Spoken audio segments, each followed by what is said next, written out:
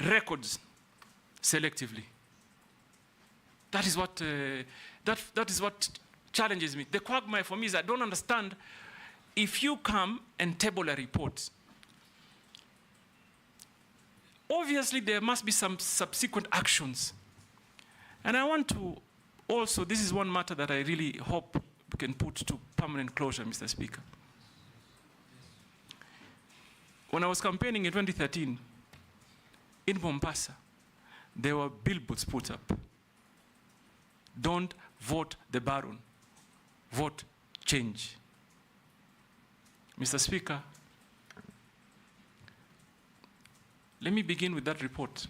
Yes, I thought he tabled the report on a dossier that he was given, that was passed to him through the American embassy.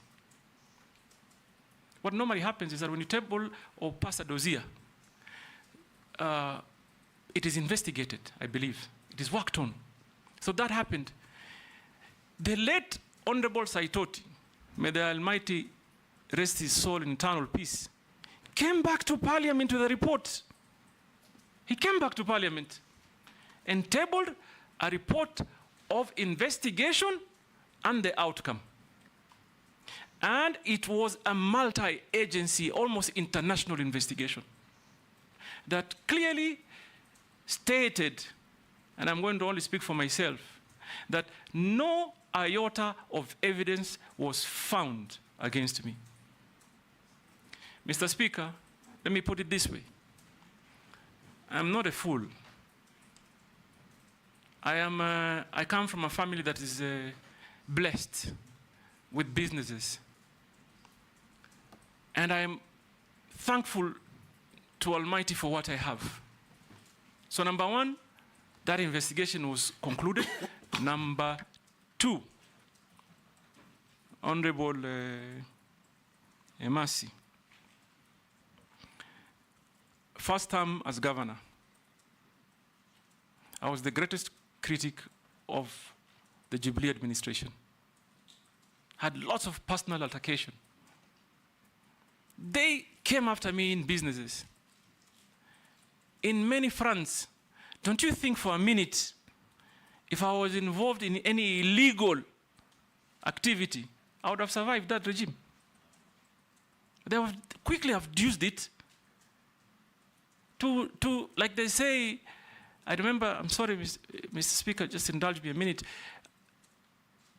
I remember at that time, the president came to Mombasa and said, "Tutamalizana na huyu."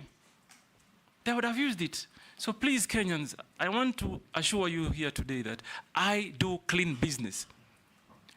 Visible, that can be audited, can be seen, physical, and therefore, please, Mr. Speaker, if anybody talks about a report that was tabled on the dossier, also talk about the report that came after that cleared us.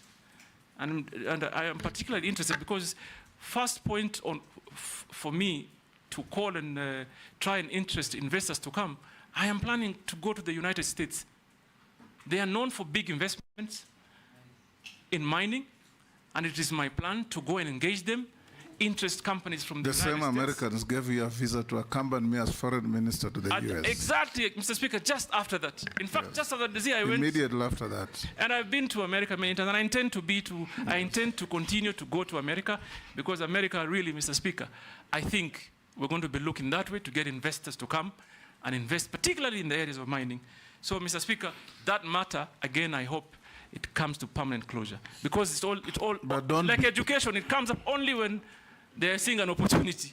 But don't be pigeonholed to America. There are even bigger mining countries like Australia. No, in Canada, Australia. Others, yes. And even here, by the way, Mr. Speaker, I don't know whether you know, I've just found out, in fact, just yesterday, that Kenyans have invested heavily in mining in Tanzania.